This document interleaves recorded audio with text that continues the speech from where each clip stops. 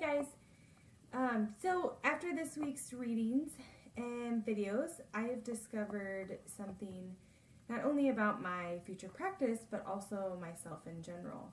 So in the article, 12 Ways to be a Feminist Healthcare Provider, Stephanie says, call it feminism, call it humanism, or just call it midwifery, but embrace and advertise its foundational difference from other care models far and wide.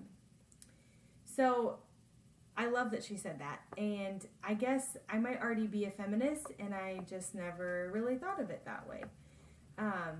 But when she referred to it as humanism, that's totally something I can absolutely identify with and fully support, and I also continue to support it in my future practice and apply it.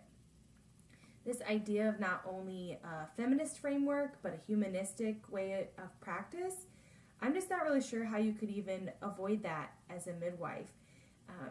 Isn't that what the midwifery model of care is all about, is supporting women so they can become informed and make informed decisions regarding their bodies and their health care, and then showing them love and compassion throughout the process. So those to me are all really intertwined and super similar. So my story about an interaction between a woman and her midwife reflecting this perspective is about a patient who labored for so long with her midwife at her side. So long that I'm not even sure how the midwife was still awake or still standing. It was her first baby, and she so desired to deliver at a freestanding birth center, to birth in the way that she wanted to, and to have her decisions and her body respected. So that is why, of course, she chose this place for labor and delivery. Well, after many long hours, she was not progressing at all with rupture of membranes, and I mean, this was going on for a long time. So after exhausting all options, of course, the midwife, along with the patient, elected to transfer to a hospital to augment labor. So as you can guess, the midwife did not believe that her job was at all done, even though her patient was transferring to another facility. So she stayed with her patient during the labor at the other facility to see her through this process and ensure that her preferences and her choices were heard. When the patient was just too exhausted to stick up for herself and in her vulnerable and expended state.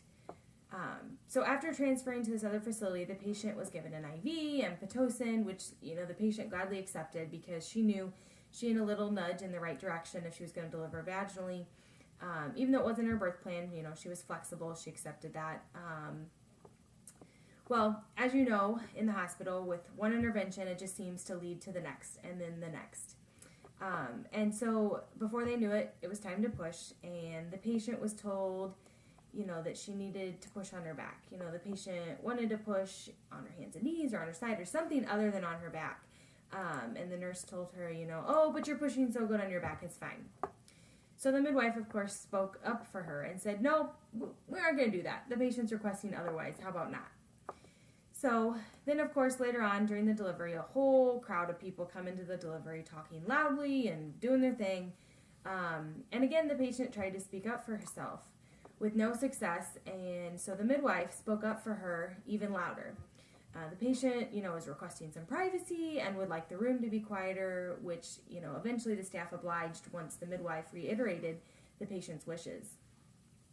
So throughout the process, there were little things like this that just kept popping up, and the midwife continued to speak up for her patient, acting as her megaphone, letting the patient's wishes resound through the room when no one seemed to be able to hear the voice of the patient for some reason. The midwife, she exemplified the framework for midwifery, respecting the patient's individuality, informed choice, and her basic human rights. So, even though it's kind of a not so great story because there were some people kind of, forcing some things on this patient, it kind of has a good ending because she had that midwife who was not at all required to be there with her, but she followed her through because she felt like it was her job, even though it went beyond her job, really. And she continued to support that patient in the ways that were highlighted in that feminism, humanism sort of way. So I think my interpretation of feminism before this week readings were probably very similar to what Courtney Martin described as her first thoughts about feminism in her speech, to be more of thoughts about like a man hating women's groups, and I would have never called myself a feminist had you asked me about it. But after delving into this week's readings and supplemental education topics, I'm finding that I'm actually, I closely identify with feminism. In the 12 Ways to be a Feminist Healthcare Provider article, Stephanie says, humanization is not just about lowering the intervention rate, but the simple addition of kindness, compassion, and respect to our work, shown through eye contact, smiling, holding a hand, explaining and discussing options clearly, appropriately exploring consent, and including birth partners. These simple behavioral changes are how we make a difference wherever we are. So these are things that, I've always practiced, and I will continue to practice as I become a midwife. But some ideas about feminism have become a little more informed after this week, and Stephanie really reminded me why I was always searching for just something more than that medical model of care I was observing in my job. After learning about how feminism can be incorporated into midwifery, my passion is burning even brighter to deliver that, new model of care not new, but a different model of care to women and their families.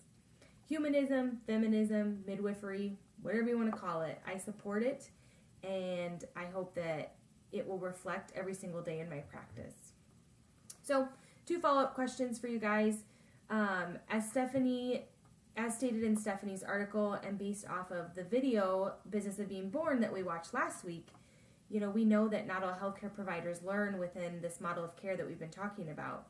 Many schools of thought still create foundations on the provider's opinion, trumping the patient's, versus following the humanism approach. So my question is, what kind of providers do you guys have experiences with? And, is it the model I just discussed, or do you see a lot of patriarchal, medical model care type providers that still have a few things to learn about humanization in healthcare? Something I also found intriguing and also inspiring about Courtney's speech was that most activists sourced their mothers as being the most impactful influences in their activism. So, knowing that, how do you think that relationship between mother and daughter and having that impactful influence, how do you think that can impact our patients' perceptions about birth?